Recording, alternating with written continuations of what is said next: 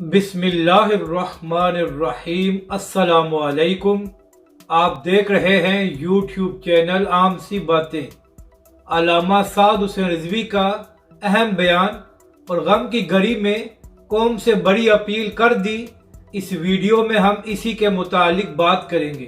ناظرین کرام، چاہے کوئی زمینی آفت ہو، دہشت گردی ہو یا جنگ کا سما ہو، ہمیشہ ہی پاک فوج نے جانوں کا نذرانہ پیش کر کے اپنی قوم کی حفاظت کی ہے۔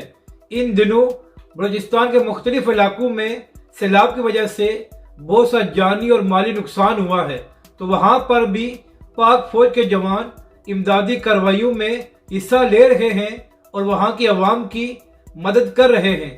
تو اسی حوالے سے کل ایک پاک فوج کا ہیلی کاپٹر جس میں 6 افسران موجود تھے، وہ وہاں پر گئے تھے تاکہ امدادی کارروائیوں کا جائزہ لے سکے۔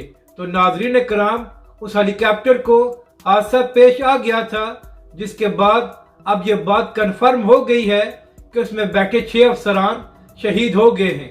تو اسی حوالے سے تحریک لبیک پاکستان کے سربراہ علامہ سعد حسین رضوی کا ایک اہم بیان سامنے آیا ہے، جس میں انہوں نے شہداء کے لواحقین سے تعزیت کا اظہار بھی کیا ہے اور پوری قوم سے اپیل کی ہے کہ ان شہداء کے لیے فاتحہ خوانی اور احصال ثواب کیا جائے۔ اور ناظرین کرام، یہاں پر ہمیں اپنی پاک فوج کے جوانوں کو خراج تحسین پیش کرنا چاہیے، جو ہر مشکل گھڑی میں اپنی عوام کے لیے جانوں کے نذرانے پیش کرتے ہیں۔